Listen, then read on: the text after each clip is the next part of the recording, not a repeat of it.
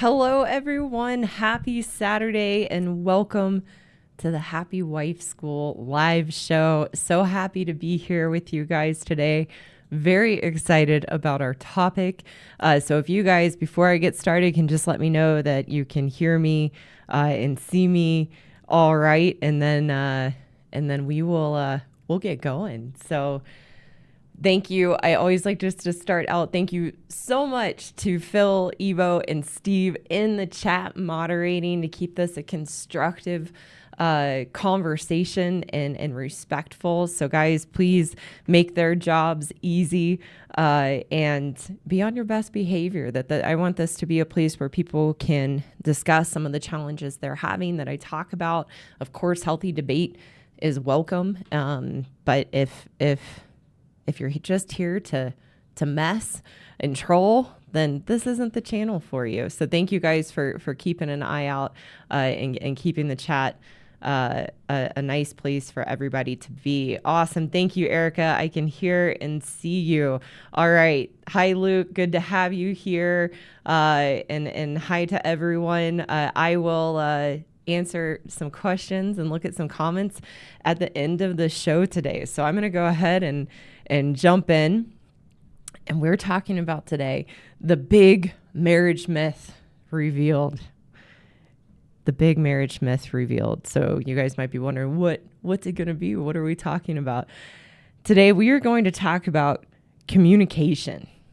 And the big marriage myth revealed is that there is a widespread belief in our culture and our psychotherapy community, and women and even good men fall for this myth. And the myth is that men are the poor communicators in a relationship or a marriage, and women are the good communicators. And that is such a myth and so far from the truth, because the reality is that as women, we are terrible, terrible communicators. And so the reason I want to talk about this today is, one, that's one of the things that people say is necessary for a healthy marriage and a healthy relationship is good communication. And because of, as women, being really, really poor communicators, it makes it impossible to work on communication in a marriage. And that's what I want to get into today. And of course, the solution. So stay with me till the end, because we will look at a solution for both women and for men. And the reason I want to talk about this, not only because communication is a buzzword of what needs to be worked on and what makes a healthy marriage and what makes a healthy relationship, but also because last week's show, I talked about hurts and how as women, we have a Rolodex of hurts inside of us that create an emotional storm and roller coaster internally. That is the very reason why we are terrible communicators. So if you didn't get a chance to see last week's show, go check that out on hurt and forgiveness and the process of letting go. And I thought it just set me up nicely to be able to talk about communication. So I'm talking about a bigger picture of communication today, not just the day-to-day communication between a couple, but really communication in the sense of working together to resolve issues and challenges in the relationship, and being able to talk through those things and come to reasonable, fair solutions together. So communication and what I'm talking about today, the umbrella of where we're going to go, is really about two people in a marriage or a relationship feeling safe in the environment to openly share and be honest, to be able to collaborate, to find fair, reasonable solutions, and to have that safe environment where their words, their feelings, their opinions are not used against them and weaponized. So when I looked up just a quick research of what communication in a marriage is all about, I found a beautiful little summary that communication promotes intimacy and emotional connection. It helps spouses build trust and respect, and increases their ability to work together to solve problems. That's the big picture of what we're talking about today. And I'm going to set this up a little bit and expose the myth of why we think men are poor communicators in a marriage or a relationship and break that down. And then we're going to get into 3 ways that women are poor communicators. And then we're going to look at a solution. And so it's really important to understand that umbrella of what communication is supposed to be about, because as women, with that emotional storm we live in, with that Rolodex of hurts, with our inability to see things practically and logically and work toward problem solving, that makes us terrible communicators, and we're incapable of creating that safe environment to be able to openly share and collaborate to find solutions to the problem. We're the problem here. And so the reason that we think men are poor communicators, and it's such a myth, because men are actually natural communicators and excellent communicators, because men are direct and they say what they mean. Whereas women were very poor communicators because we are indirect and we talk in circles because we are pain avoiders. So we talk in circles and stay stuck in our emotional turmoil internally and are unable to say what we mean and unable to speak directly to be able to come to a solution to the problems in the marriage. And we're going to get a little more into that a little bit later. So why do we believe that men are such poor communicators? Why do we believe men are such poor communicators? It is because of the emasculation that takes place in a marriage and a relationship. When a good man has been made and shamed to be bad and wrong for who he is, to constantly have his thoughts, his feelings, his opinions, his concerns in the relationship dismissed and denied, that causes a man to shut down and pull away. And that's why we believe that men are poor communicators. But what ends up happening and why they are unable to be direct and approach the issues and challenges in the relationship is that generally, once a good man has been emasculated in the relationship and constantly gets the message from his wife that his thoughts, feelings, and concerns are not important and wrong, then good men go along to get along. So the communication in the relationship and why the issues don't get resolved is it becomes whatever you say, dear, whatever you want. And good men just shut up and go along to get along because they get the message over and over and over and over again that there is no point in them expressing their feelings and their concerns and trying to solve the issues and problems in the relationship because they constantly get shut down, dismissed, and made wrong.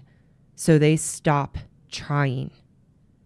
Then what happens, and I always like to say, I'm speaking from my own experience and what I've learned about myself as a woman, what I've learned in the dynamics that I have with my husband, who is a good man. These are things I've had to work on, ladies, for the women listening. There's no attack. There's no judgment. It's just hashing this out so we can see another path and have another way to go. And our husbands, as good men, deserve for us to work on these issues and to rise above our limitations and shortcomings to become good wives and become the best version of ourselves so that we can have a dance and a partnership with our husbands. So that's why we're looking at this. Just always like to say that this isn't anything I'm above. This comes directly from what I've had to work on in myself.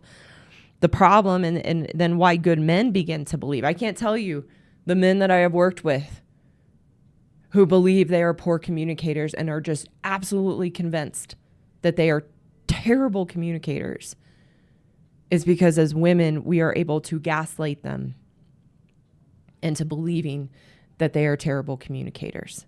And we create the unsafe environment for the communication to be able to point the finger out and blame men for how they're showing up or not showing up, that we feel unsafe and being able to communicate about the tough issues or just the problems in the marriage or the relationship that need to get solved. The truth is, as women, we create the unsafe environment. We create the unsafe environment. And one of the ways that I help good men to see they are not the problem in communication is, one, good men are problem solvers. They don't want to wallow in the issues. They don't want to emote. They want to get to resolution so we can work together, move forward, and create a healthy marriage and have that intimacy together to be able to talk through some of the tough things, to be able to get to a place to be able to work together. How I help good men see that is, it's not uncommon that I will hear from them. I'm not a good communicator. I shut down with my wife. I'm terrified to bring anything up with her. I can't do it. And so I know I'm the problem there. One of the things I do is I help men see. I will ask them, because a lot of the men I talk to are very competent and successful in their careers. And so I will ask them, hey, do you have people that you manage, or people underneath you at work, or people that you have to help supervise? And a lot of times they do. And I'll say, do you have to have conversations and give people constructive criticism and bring up uncomfortable things? And they'll often say, yes, I do. And I'll say, do you have any problem doing that? Do you get scared to do that or have those conversations? And they say, no, not at all. It's just part of my job. It's just part of what I have to do. It's the right thing to do. And I have no problem stepping in to do that at work. And then I'll ask them, do you have kids? A lot of times they do. I say, do you have to have challenging conversations with your kids, give consequences, help them see things that aren't fun to help them see, and hold them accountable? And they say, yes, I do. And I say, do you have any problem doing that as a dad? And they'll say, no, I don't. And so I say, okay, then you're not the problem in the communication. Because if your wife created a safe environment for you to be able to approach her, and she was willing to be a mature adult to work with you to find solutions and fair solutions to the problems, would there be any problems in your marriage? And they're like, no, I guess not. So it's us ladies. We create the unsafe environment. And part of that is that we are so selfish and can only think of what we are feeling, can only think about how the problem is affecting us and how we are not the problem. Then anytime our husbands try to bring anything up with us, whether that's an issue around the budget or how we're talking to them, or how they feel that we're disengaged from the relationship, or challenges with parenting, or challenges with in-laws, or going away on a vacation even. Anytime they try to bring something up with us, we take it as a personal attack, that we are wrong and bad. And so we shut off and our walls go sky high. So how could we have constructive communication in a safe environment where both people are feel safe to share and be open and honest and not have their words, thoughts, opinions weaponized against them? How could we do that when we are so selfish and only concerned about how we are feeling, and create an unsafe environment by taking everything as a personal attack? It's not possible. It's not possible with us as women unwilling to drop our walls, unwilling to look at things logically and practically. It's not possible to have a safe environment in the marriage for us to come together and talk things through. And I know some women are listening. Well, my husband's the problem. I don't feel safe to bring things up with him. So here's where I want to get into 3 ways women are poor communicators, so that men can undo the brainwashing and get out of the cognitive dissonance that they are the problem in the communication and the marriage or relationship. And for us as women to expose our shortcomings and limitations so we can overcome them. I tell my students all the time, the self-awareness and the willingness to take accountability and responsibility for ourselves, because we're the only ones that we can change, is 90% of the change that can happen in our lives, in our marriage, in our different relationships, to turn around our limitations and shortcomings. Just having that self-awareness, the willingness to take accountability, and the willingness to change. So that's why we want to look at this, so we can expose, and this is called the red pill for women. So the red pill is for us as women getting out of the cognitive dissonance that men are Neanderthals and terrible communicators, and seeing the truth of our nature as women and how we show up to the table and how we are very poor communicators. So we're going to get into the 3 ways why women are poor communicators to help break this down, and then also help break good men out of the cognitive dissonance that you're the problem in the communication. So this is a red pill for you too, men. If you've bought into that story and brainwashing from your wife that you're the problem in your communication, I want you to be able to see it from a different perspective, because for both of us as women and men, it's being in the reality of what's really going on that we can actually move forward and take steps to change. So the first way that women are poor communicators, and again, it's really important as I go through this, we're talking about the big picture of communication, that safe environment to be open and honest and share and collaborate to come to fair, reasonable solutions to the problems, not the day-to-day communication, which I'll talk a little bit about at the end. But big picture, the first way that as women we are poor communicators is we communicate with low emotional intelligence. And I define low emotional intelligence as the inability to be in control of our internal emotional state. Our low emotional intelligence is really our emotional instability and lack of control over our emotions. So when we try to communicate about the challenging issues or just the issues in general in a relationship, whether that's a budget, whether that's sex and how often we have sex, whether it's around parenting, whether it's around family and in-laws. As women, we communicate through our internal emotional state, which is a mess. And we are not in control of it. So we are looking through a lens of emotional volatility and approaching the problems and the issues in the marriage or relationship emotionally. And there's no solution when we look at problems emotionally. Instead of seeing the challenges and the issues pragmatically, logically, putting our emotions aside and willing to just work on the problem and come to that solution, we're incapable of that. It's like we're adverse to it. So we're not, when we're communicating with our husbands and trying to share openly and find resolution to the issues, we're not dealing with facts. We're not dealing with the reality. We come from an emotional place of complicating the issues, seeing them through the emotional lens, which creates a totally false reality of the issue and problem. It's distorted, and we're not seeing things clearly for what they are. And so in addition to that, with that low emotional intelligence as women, we don't want to talk to get to a solution. We want to talk about our feelings and emote. And we call that communication.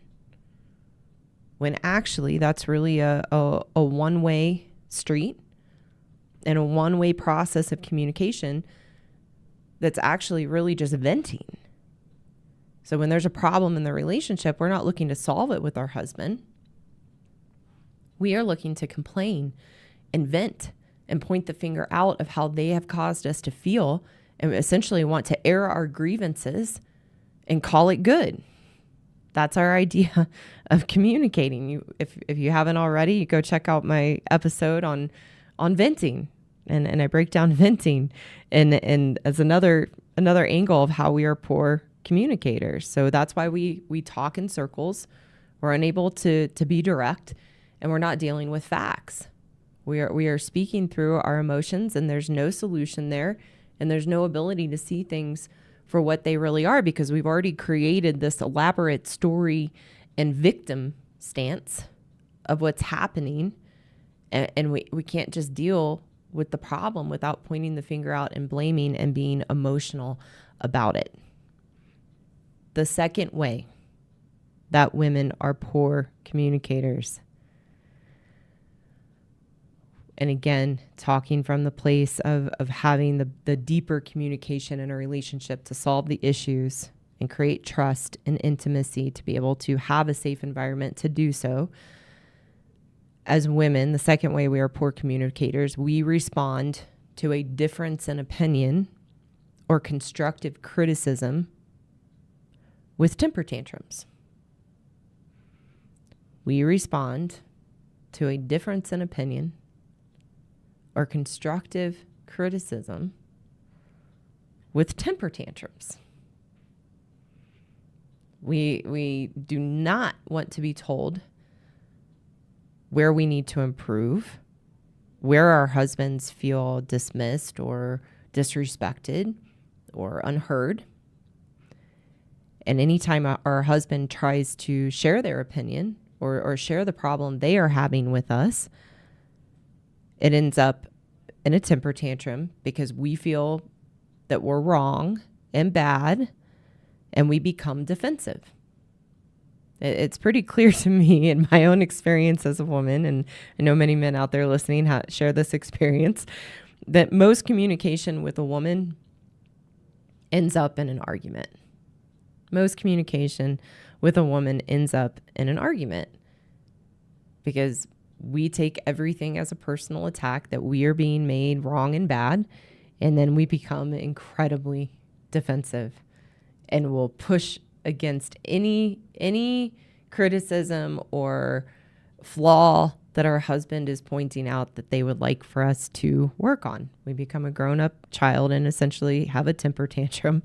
And this is where, I have a video about Mrs. Right and how men can know when they are right and Mrs. Always Right is wrong, because we constantly make our husbands wrong and bad, that they are the problem, and we are our Mrs. Right, and we always have to be right because we are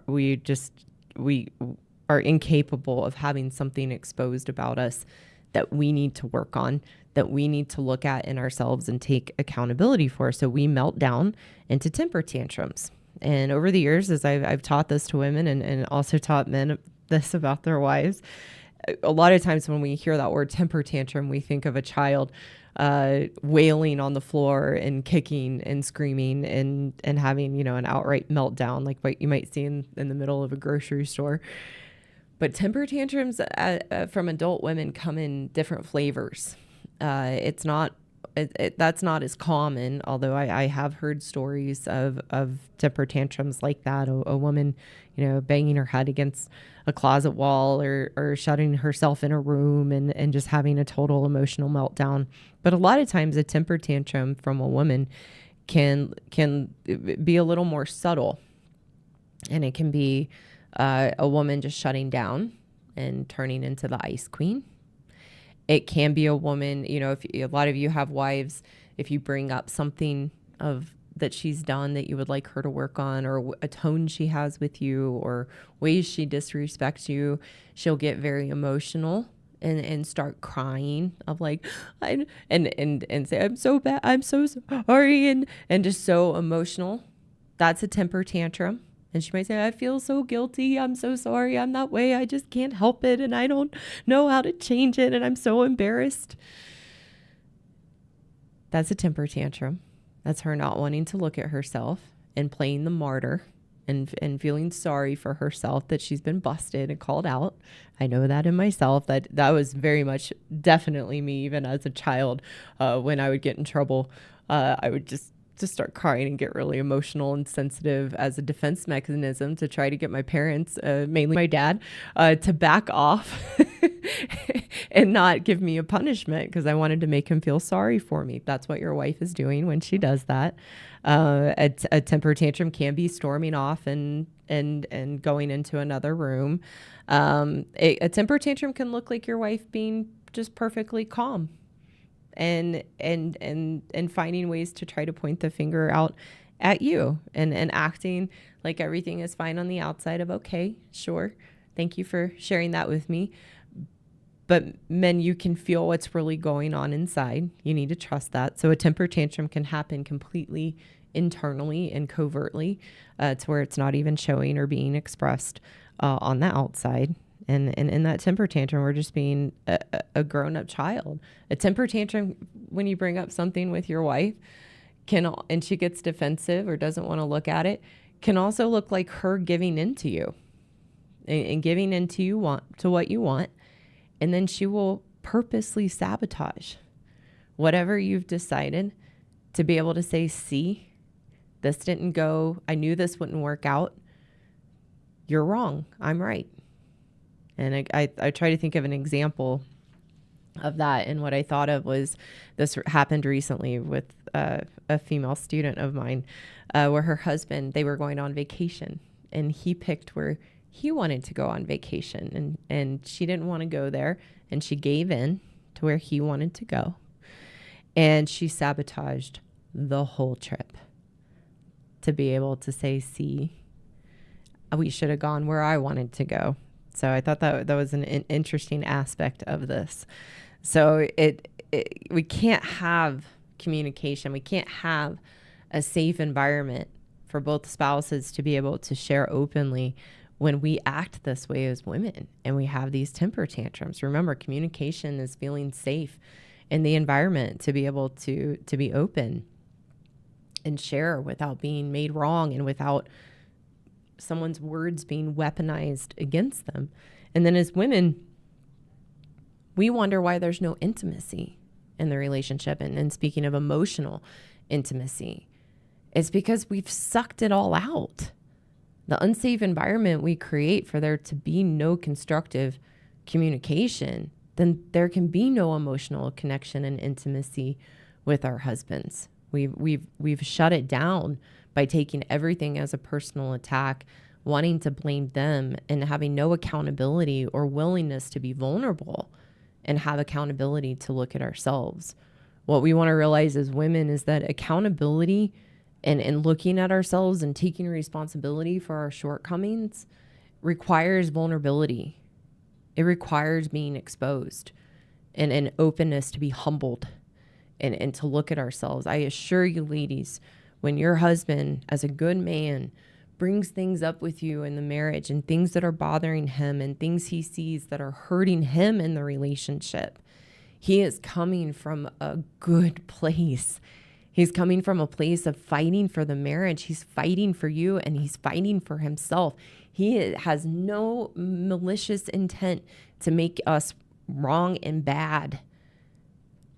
They are problem solvers and they want to look at the issues. So the third way that we are poor communicators as women, number 3, we are pain avoiders and do not want to solve the issues. We are pain avoiders and we do not want to solve the issues. We have no interest in solving the issues, which is what communication is all about and what we are talking about is to be able to openly and honestly talk about the issues and come together to collaborate to find a fair and reasonable solution. We are adverse to conflict and we are adverse to resolution. We will do anything to avoid the pain of being exposed and being held accountable. So we destroy the environment to prevent communication so that nothing can be solved.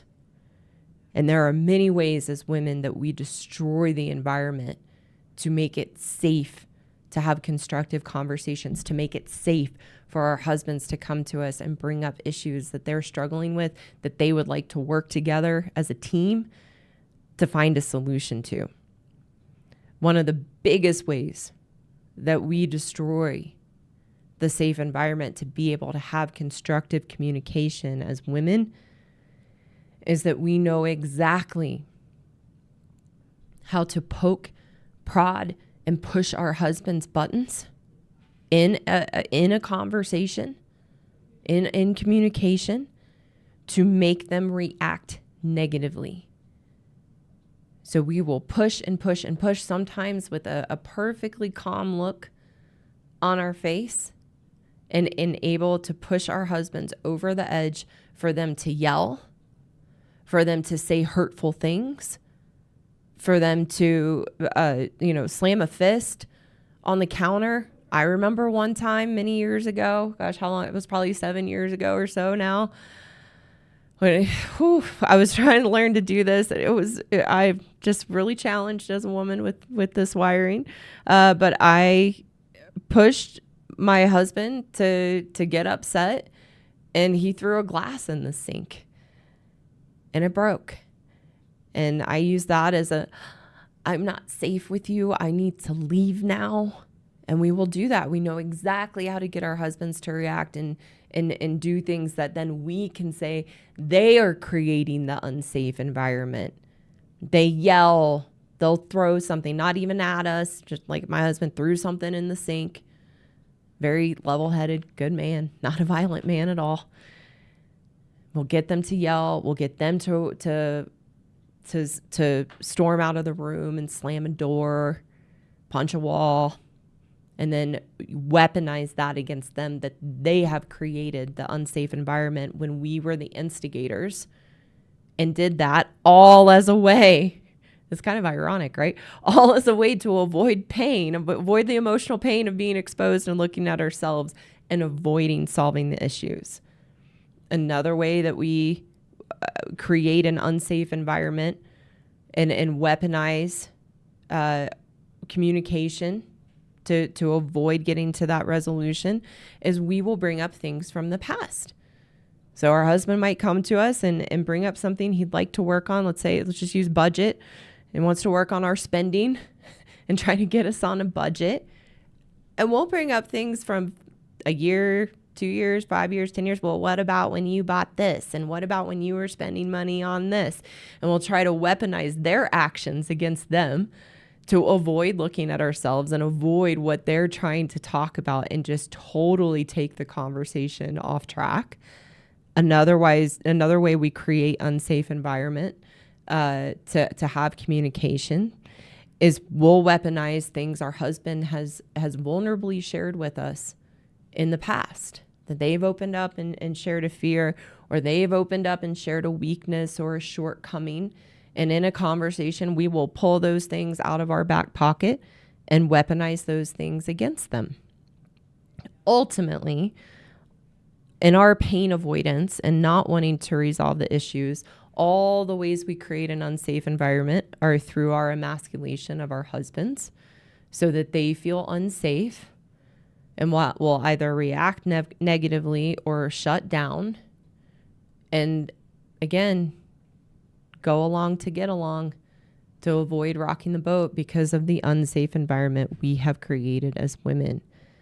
In this pain avoidance and in our unwillingness to resolve issues, the reason we don't want the issues resolved, the reason we want the issues with a budget, or the issues with sex and intimacy, or the issues with parenting, or the issues with family and in-laws to persist, is so that we have something and someone to blame and an excuse of why we're unhappy, why we are miserable in our marriages, and a reason, again, to play the victim and not have to look at ourselves.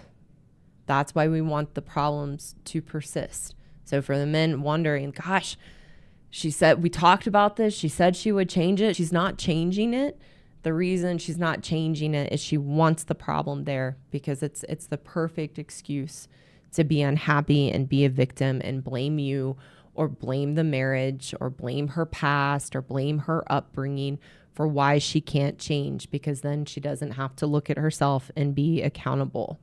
And so men, you want to know, this is how you know you are not the problem. This is how you know you are not the problem, because as a good man, you're pragmatic and you are a problem solver. If it was up to a good man, he could sit down and list out the main issues and problems in the relationship, which is a short list. For us as women, the the list of problems and issues we have with our husband in marriage, again, is probably a Rolodex.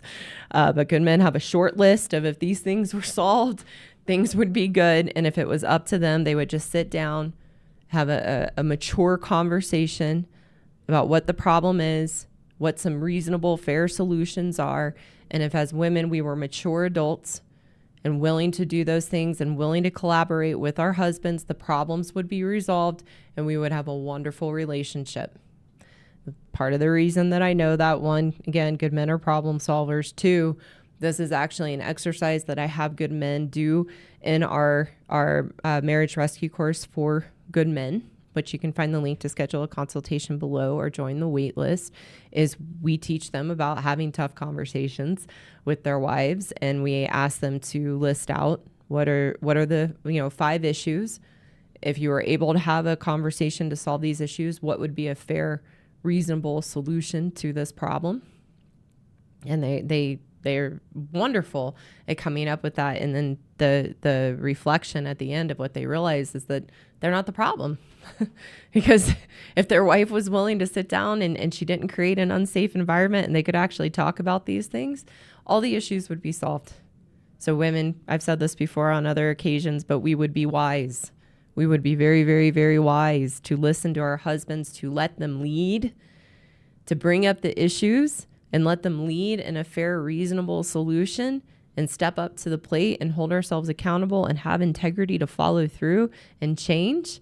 And we would have a lovely dance with our husbands and a lovely, lovely, lovely marriage. And that's what I experience. These are things I struggle with. I struggle with tough conversations and pain avoidance for sure. I've come a long, long way. But that is truly what creates intimacy. I never feel closer to my husband than when he brings something up that is an issue or a challenge that he wants solved. And a good man will always talk about his shortcoming in that problem. They're not trying to escape responsibility. They run into responsibility and want that accountability. And they want us to work with them to get the issue solved. So when my husband, again, brings up something with me and I am able to quiet and overcome my woman ways that are happening internally and be humble and vulnerable and admit that, yes, what you are saying is true and I do need to change that. Thank you for bringing it up. I never feel closer to my husband than when I am able to do that. That is what creates true intimacy, when there is that safe environment and we're able to bring things up and be humble and let it in and work on it. That's how you will feel very close to your husband. And for the women out there saying, well, he's the one unable to be vulnerable and let in the things I need him to work on. Again, we're creating the unsafe environment through our emasculation, and 99% of the things we want our husbands to change, we are not seeing through a reality. We're seeing through a distorted reality that we've created through how we treat them and how they're responding to our walls, how they are responding to our emasculation of them. That if we dropped our walls and we showed up kindly and lovingly and respectfully, those issues go away, your husband re-engages, and the good man you married is right there waiting for you and has been the whole time. But we can't see that because of our poor treatment of them and the unsafe environment that we create. And if there is an issue in general, good man is like, tell me what it is, I'll fix it. And then the problem is they will do it, but we're still unhappy just in ourselves. So no matter what they do, it doesn't make us happy. And our list just keeps getting longer and longer and longer and longer, and the issues are never solved. So we have to be willing to see that we are the problem if we want to change and we want to have the marriage and relationship that we always dreamed of. A good man is willing. And again, if you drop your walls and you show up kindly and respectfully, all the things you think he's doing, you'll see aren't really there. Or if they were a result of how you were treating him. And as soon as you're just kind and happy in yourself and not so defensive, you won't experience any of those things from him, whether him disengaging from the relationship, getting angry, We often will see our husbands acting like children. It's because they're rebelling. They're rebelling against the ways that we treat them and our controlling nature. So when we stop that, then the good man again we married is right there, has been there the whole time, and we can actually see them for who they are. So those are the 3 ways women are poor communicators. Number 1, we communicate with low emotional intelligence. We have such an emotional storm happening inside of us that we emote instead of actually having constructive, pragmatic communication. Number 2, we respond to a difference in opinion from our husband or constructive criticism from our husband with a temper tantrum. We're unable to let that in and become defensive because we have to be right and we refuse to be wrong. And number 3, we are pain avoiders and we want to do anything we can to avoid resolution. We actually want the problems and issues to persist, so we have something to blame and we have an excuse for why we're unhappy and why the marriage isn't working. The other place that I'm not going to get into today, but another place of why we're poor communicators is as a little more surface in the day-to-day communication, that as women, we have what I call woman speak. We speak like a totally different language.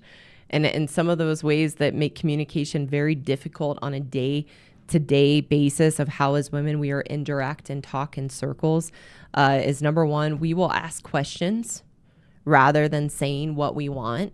So like say, we want to go to a movie, instead of saying, hey babe, I'd really like to go see this movie tonight and I want you to come with me. Can we go do that? 99% of the time, a good man's going to be like, yeah, sure. But instead of doing it that way as women, we will ask a question. Hey, do you want to go to a movie tonight? And our husband might not feel like going to a movie and he'll say, no, not really. And then we pout and feel upset. And we baited them and asked them a trap question that they couldn't answer correctly to. So we ask questions rather than saying what we want.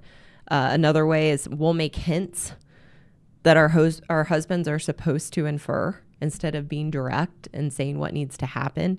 Like you'd say, a simple example, the trash needs to be taken out, or there's no trash bag. Or we say our husband took the trash out but didn't put the bag in the trash can. We'll say, I'm like, oh, I wonder if we're out of trash bags.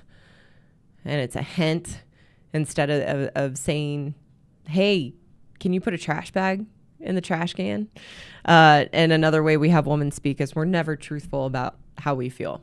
Our husbands will feel that we're upset about something. They'll ask, hey, everything okay? Yeah, I'm totally fine.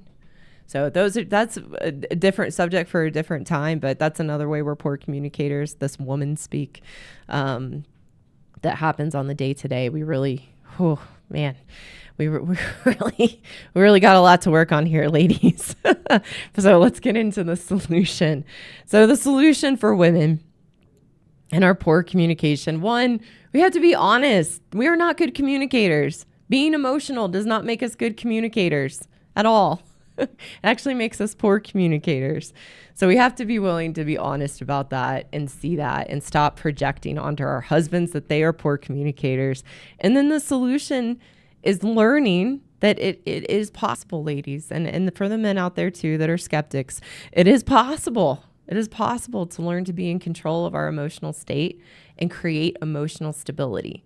And when we have that emotional stability, we have that calm internal emotional state and the ability to be in control of our emotional state, to not let our emotions run our responses and reactions and interactions in life. I call that high emotional intelligence. But that emotional stability that we can create is actually how we become happy, meaning content, fulfilled, feeling good about ourselves, feeling stable, having a healthy relationship with ourselves. That's the experience of happiness. And it happens through learning to be in control of our emotional state, which we've never been taught as women is possible, and that it's just a choice. Once we're given the right context and we're given a roadmap to be able to do that, which is what I teach women in my happiness program. Again, the link to schedule a consultation is below, or join the wait list. But once we learn the path to actually have that self-awareness and learn to be in control, even when we are feeling our emotions getting overwhelming, the ability to be in control of that and actually choose how we respond is the solution, because then we can be open to our husband's feelings and thoughts and concerns in the relationship, and actually be able to have a safe environment to talk about these things and collaborate to come to a solution. That's actually possible, and it feels really good when you're able to do that. You'll feel really, really good about yourself. I'm not void of emotion inside of me. There are many times that it's the self-awareness and just understanding my wiring as a woman, that I can feel what's going on internally and know, okay, that's what's going on. So that means I'm in victim. I'm not wanting to look at myself, and can actually override that to be open to my husband and not get defensive. And we've got a good dance together. Sometimes he'll see my face. He goes, "Oh, you're triggered by that." And then it's like, dang it. Then I have to be like, yeah, I am. He says, that's okay. Take your time. And it might just take me a minute. I'll go to the bathroom, take a deep breath, and come out and be like, you're right. You're totally right. Thank you. And like, my husband is just a very gentle, very, very, very good man. I find it hilarious. Sometimes I see in the comments from women that don't like me, and like, it's not me, my message, then they take out on me. And I understand that. But they'll say her husband must be such a narcissist and a controlling, and he's the one making her do this channel. And my husband and I laugh so hard about that, because if you met my husband, he's like the furthest away from a narcissist you could ever imagine, and just so gentle, and just such a nice man, and very strong. And he's gotten very strong in himself as a good man. And so, yeah, so I'll go in the bathroom, come out. Yeah, you're right. Thank you. So ladies, we have the ability to override that woman wiring we have inside of us. And when I do that, I feel so good about myself. I feel empowered. I feel proud of who I am. I feel in control. I feel like a mature adult woman. And it's a path of growing and learning. And it's a really amazing experience that you can have. And it's just a choice. So that's a solution for women. Men, you have to know you are not the problem in the communication. And you can look at, how do you show up at work? How do you show up with other people in your life? And recognize that it's the unsafe environment your wife is creating. If you know yourself as a man that is scared to bring things up with your wife, lives in fear of your wife, avoids conflict with your wife, it's not because you're a poor communicator. It's because she's created an environment where it's unsafe to bring things up. With that being said, knowing the truth of that is your path forward. And you don't want to be a victim to that. You don't want to live in camp victim to your wife that, she's created the unsafe environment and this is just how it is, so I can't do anything about it. That's going to make you angry. It's going to make you feel very stuck and trapped, and it's not a constructive place to be.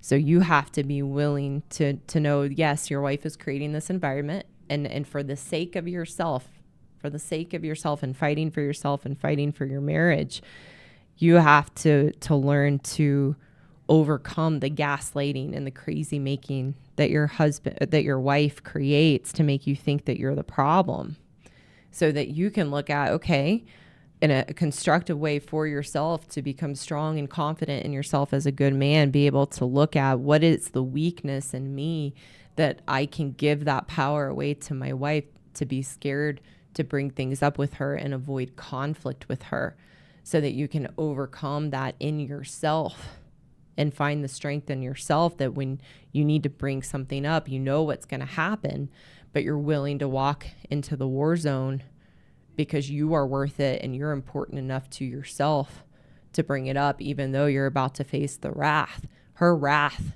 if you embrace it as an opportunity to grow and learn in yourself, only makes you stronger. And over time, as you're willing to keep doing that, then she might not always come around quickly, but she will learn to respect you, and you can start to potentially see changes in her behavior. But it's really important for men to know that they didn't get the wrong wife. They married a woman. And as I always say, as women on a spectrum, we have these issues and challenges. So it's embracing that to grow and learn in yourself, and you using your wife and your marriage as your greatest teacher as well, to become very strong and confident in yourself as a good man. And that's what we teach men to do in the men's course. So again, that link is below. And there we have it, folks. That's the talk for today. And thank you so much for being here. If you haven't already, please hit like on the video. Consider subscribing to my channel if you haven't already, and just appreciate you guys so much. I have an update on the video with my husband. So we talked about this week. I was like, babe, I was like, I got to give my audience a date. And we laughed. He was like, I know. He's like, I really want to do it. Just like, I'm nervous about it. And I said, I understand that. And we just kind of laughed about it. He said, he said, you're close to 100,000, right? I said, I am. I said, I just broke 80,000 this week. He said, how about when you had 100,000 subscribers, we'll do the video. And I said, deal. So we shook on it. And so that's when we're going to do a recorded video. So share my channel. Let's get to 100,000, guys. I'm just blown away that we're where we're at with 80,000. So that's when the video with my husband is coming at 100,000. So we'll probably record it before then. And then when I hit 100,000, I'll release that video for you guys. So we're looking forward to that. And let's take a look at the chat here. So, oh, interesting. There we go. All right. This popped up just first off when I looked at this. Sorry guys, I on my software there's a button that says go live, and so I thought maybe I haven't been live this whole time, and I was like, oh my gosh, that will be very sad. But somebody said your husband is a blessed man. Thank you so much. He is a blessed man, but I'm a very, very, very blessed woman. I would not be here without my husband. So I'm gonna get into. I know Eva has got some questions for me, so I'm gonna come over here to that. Oh, good. Can you share, first question that comes up, can you share more about how to share your content with my wife? Sometimes you refer to one of your videos and it's hard to find by the label. Awesome. Yeah, so there is, give me just a second here. I'm going to go in so I can give you the exact title, the exact episode that it is. You're going to go under the live tab and you are going to go to episode 23. It's on the second row and it's called Warning: What Men Need to Know About Sharing My Videos with Their Wives. And it is a full instructional video on how to consider sharing my videos if that's the best option for you right now.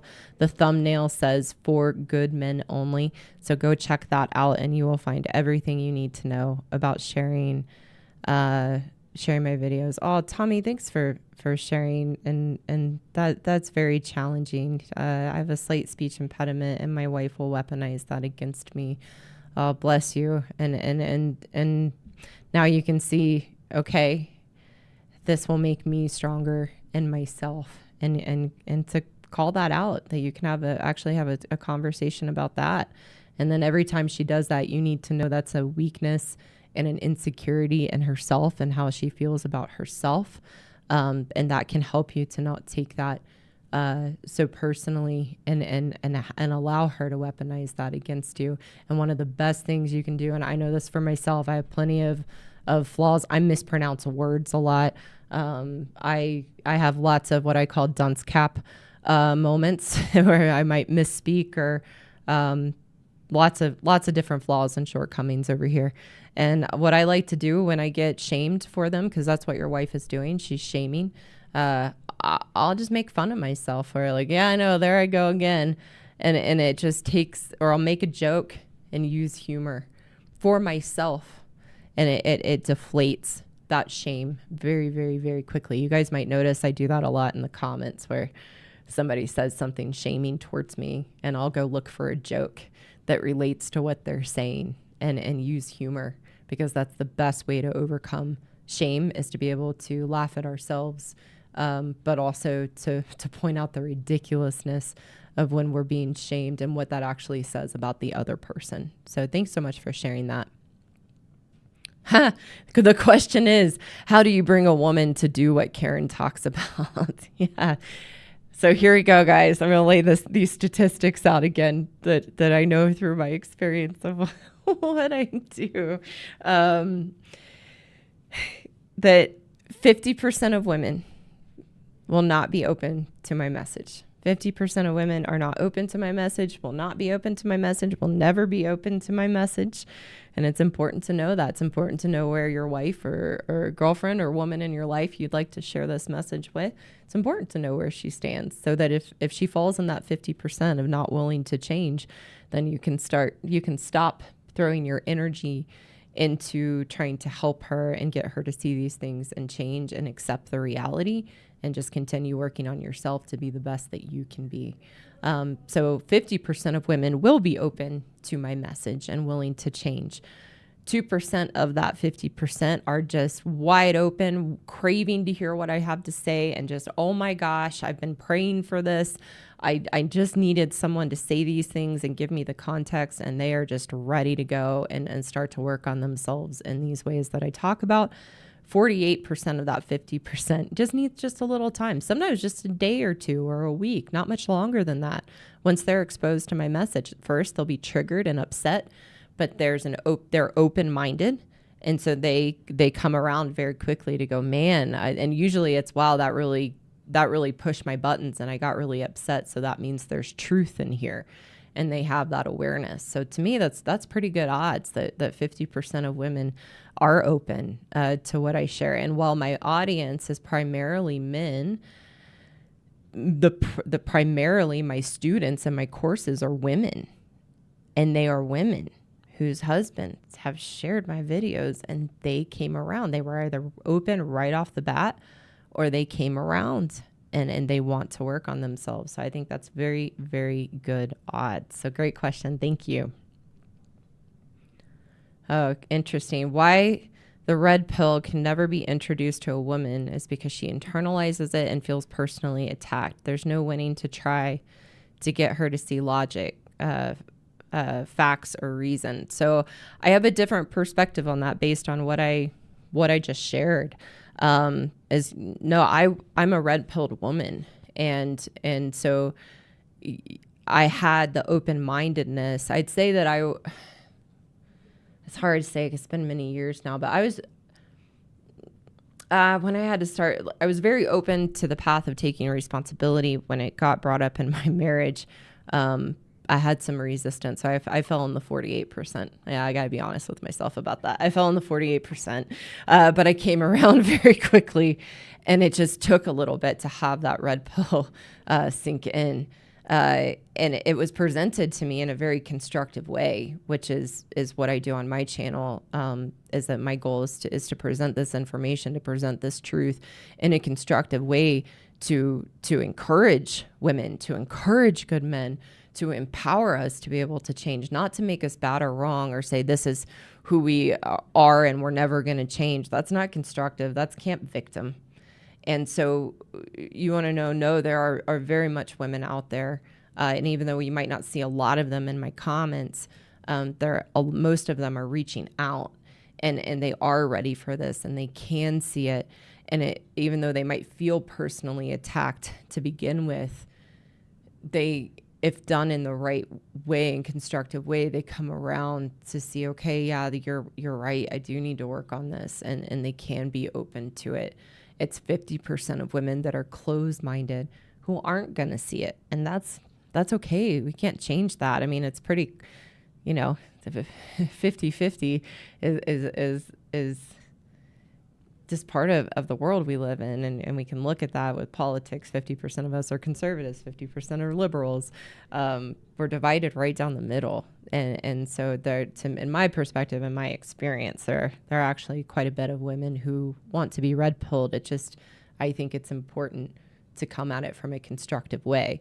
If I were sitting here attacking women and pointing the finger and judging women and not sharing my own experience, yeah, no one's going to hear that. Nobody wants to hear that. And no one can hear something when they're being shamed and judged and made to be wrong.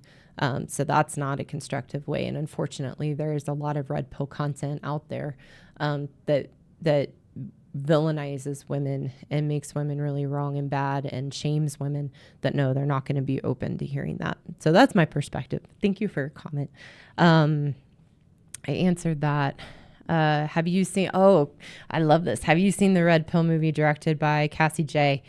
Definitely. I have. It's been a while now, but I thought it was excellent, and her TED Talk was excellent, and I admire her so much, and thought that was so inspirational because I could tell and can relate to how uncomfortable that was to share that message, especially in her TED Talk. I think she's just a gem, and that it's an excellent documentary of the issues men go through. So thanks for mentioning that. I haven't seen that in a while. Thank you so much, Fan Man. Thank you for your contribution. I've been married for 25 years. I've been the provider, have loved and cared for her. I do not feel desired at all, and sex feels like a chore for her. I'm thinking of moving to Asia where women know how to make us feel wanted. So bless you. And as you can tell from the comments in my videos and probably the chat today, you are certainly not alone. What I want men to know is that a woman is a woman is a woman, and that I even have men reach out from Asia, or men reach out who are married to Asian women who have the same issues and challenges. So it's not about running away to a different country or trying to find a certain type of woman. You can certainly do that, but I have a different perspective on that, we have a choice in the relationship we stay in or we don't. But it's learning to grow and learn through those weaknesses and insecurities in yourself and healing that first, rather than a man looking for another woman to solve those issues and hurt inside of him. We've got to heal ourselves first. So that's just my perspective on that. And thank you so much for your contribution. Jem just discovered you 3 days ago. Welcome. Glad to have you here. Erica. See, guys, the women are out there. Thank you for joining, Erica. Karen, do you have a camera in my home? Because your topics always hit the nail on the head. Isn't that fascinating? These issues are so universal. They're so universal. Karen, you changed my marriage of 31 years for the best. Oh, wow. I love to see that. I had to put my foot down and be like a dad to a 12-year-old. Yep, that's spot on. This stopped Groundhog Day this year. Great job, James. Sorry, my microphone gets in the way sometimes, or I get in the way of my microphone. Awesome. I'm so happy for you and your wife. That's beautiful. And then I recently started following you, Karen. I've been desperate to figure out what's been happening for years. I've been depressed for years. I'm now strengthened knowing what I know now. Thank you. You're very welcome. And thank you so much. Thank you so much for sharing that. So just kind of, again, thank you to Phil, Steve, and Evo out there doing a great job in the moderating. I appreciate you guys so much. Guys, I think lots going on here. I always take a glance through afterwards, but when I'm in here, it's very, very challenging to look all the way through. But I know the regulars out there. Salty Combat Diver Luke, Nielsen. I just always like to give you guys just a thank you so much for sticking up in the comments and having my back. I appreciate you guys so much. I told my husband, I said, I got a couple angels out there in my audience that have my back with the haters. And my husband was like, that makes me feel so good. Thank them for me. So my husband thanks you too. And all of you out there that do that for me. I thought it was so interesting this week. I posted that short clip from last week about forgiveness, and I kicked a hornet's nest talking about forgiveness. And I was just kind of taken aback by that, but it's a very challenging concept for us as humans. But anyway, thank you guys so much for being here today. So much fun as always. Look forward to being here next week as well, and keeping going. 100,000 subscribers. That's when my husband and I are going to do a video, and hope you guys have a safe, nice weekend. And I look forward to seeing you next week. All right, guys. Bye.